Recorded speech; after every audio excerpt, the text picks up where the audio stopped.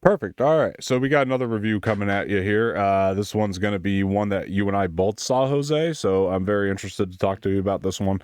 I And just saw it this, today, so yeah, no, this review is Love Lies Bleeding. That's the movie that we saw. And I'm finally happy we're able to highlight some smaller films here from director Rose Glass. It's her second feature. And I do want to preface, guys, like, she's coming off the hype of Saint Maud, which was such a hit when it came out. Or it's so beloved amongst horror fans. This movie, not a horror movie, but it is her second feature. And honestly, like, it's really hard to do that, especially when you're coming off of a first film. And like, I walked into this movie, completely acknowledging that Saint Maud was such a beloved thing, and that Rose Glass doing her second feature, she had a lot of pressure on her to kind of deliver on that same hype. But anyway, I'm not going to give away my thoughts yet. I just want to know, Jose, what do you think of this movie? that was a pretty interesting concept for a film. Yeah. Kristen Stewart, seeing her in it play a role that's more close to comfort for her, seeing as she is a lesbian herself. I thought she did a phenomenal job in this role. I feel like those are the kinds of roles that I would like to see her in more. Overall, like the whole story was really cool. I enjoyed it from beginning to end. I thought it was a really cool concept. Dave Franco he did really good too for the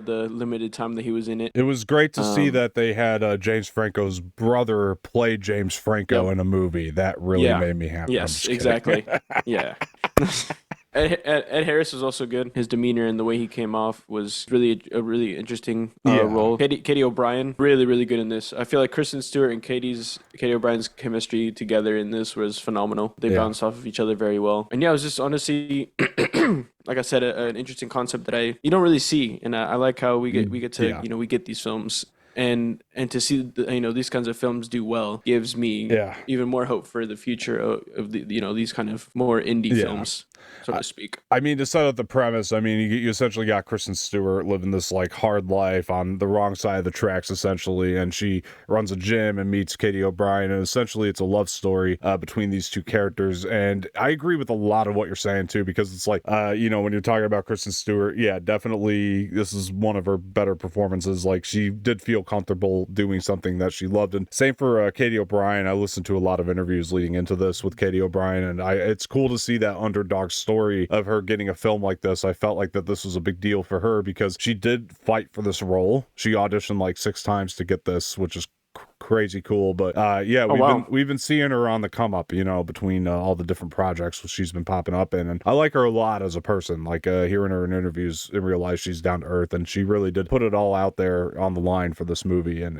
it was a very risky movie to do. Like you said, the concept's very cool. It's very unique in the way they tell this love story. One of the things that I Yeah. really enjoyed too is the fact that these two characters, the love is instantaneous, and like when that happens, like I bought into that. It wasn't like a build Mm-hmm. up like we usually see, and I thought that was a big risk to take, to just make you believe it's like a love at first sight ordeal between these two. Mm-hmm. And this movie is, again, it's the way the story's told. It's very unique. I reckon that this is going to be referred to as the A24 steroids movie moving forward. I think people will coin that phrase for it. I hate to say it though, I'm in the minority. I didn't like this movie. I think that the writing to me was I'm in a huge minority. To me, the writing didn't land in a lot of areas. I think that's what it came down to. I did like a lot of the concept of it, but the writing for me, in terms of the dialogue, just didn't hit. I felt like Rose Glass was really struggling to find a tone through most of it. I also feel like a lot of the randomness of this movie just didn't play as well for me, especially in like the darker,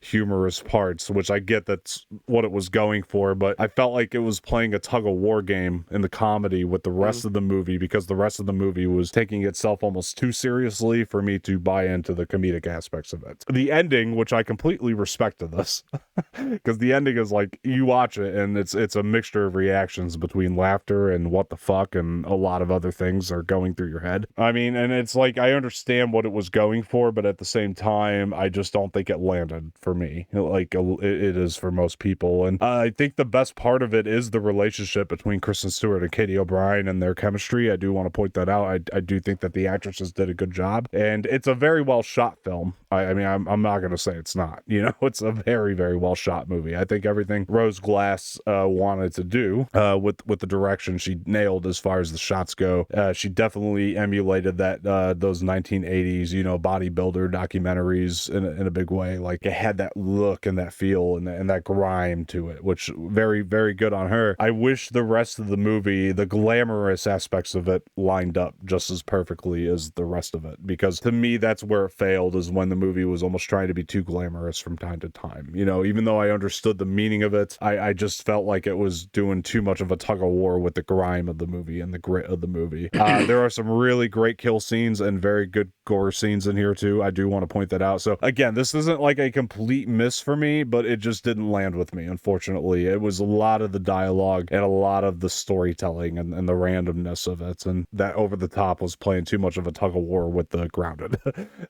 That's where I think the movie failed. And unfortunately, like, by the end of it, I walked out one end laughing at the ending, because the ending did make me laugh, but and it was probably supposed to, and good on it. But at the end of the day, even though that ending was madly respected because somebody actually photograph that and put that onto a film, and mad respect to that, even though that was done, it didn't land for me, and I'm just in that minority. And I just didn't enjoy the artistic route it went down, even though, like, I respect it, you know what I mean? It's like, it didn't land with me. Again, I admire the originality of this. I don't want that to be lost in the fact that it just didn't land with me. I mean, I do admire the originality and the fact that it tried something new. You know, I hope just because I didn't like it, you know what I mean, it shouldn't mean that you Right, don't yeah. keep trying. You know, I respect it for taking a swing. And for this to be her, you know, only her second ever feature, honestly, mad respect to her. I hope that she, you know, keeps going and just keeps putting out insane 100%. features of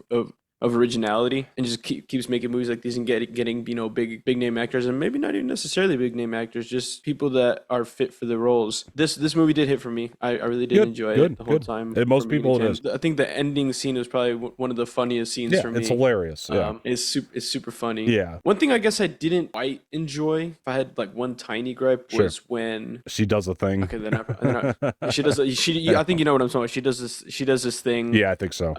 And then it also happens to Kristen Stewart's character. Yeah. That whole scene right there. If I had one gripe, it'd probably be that didn't really hit too much for me, because I didn't get, I guess, the point. There was a pivotal point in this too, like, where I think, like, I checked out for some reason. Like, even though I was, like, into the first half hour of it, and, like, again, I was really buying the chemistry between the two and really enjoying the performances and the love story, there was just, like, a weird area maybe toward the second act, you know, building into that, where, like, I felt like the pacing just started to really drag for me, and like, that was, I think it might be the same moment you're talking about, and maybe it was just one of those things where it's like, okay, you're either going to be on board here or you're not, and if you're not, you're going to check out. And just for me, it just didn't land. I'm not mad at it, you know what I mean? It's just, it just didn't land with me. But it landed with most people, so again, you're in the majority. So I think that's it really overall. Fair enough. You want to give it a grade? Just enjoyed it. Give it on the lower side of must go. Okay. I don't want to put it too high up on there, because I just know that it might not be for everyone. I mean, I know it's getting really high praise right now, which, I mean, I can see why. Yeah. But I can see that this might not be for everyone. Yeah. But I still enjoyed it, so I'll just put it on like the lower end of must go. Fair enough. And as much as I love original filmmaking and I admire this type of thing, I unfortunately got to give this the don't go, the don't watch. I don't think we've been this far apart on a movie before, but it's okay. That's the great thing about the show.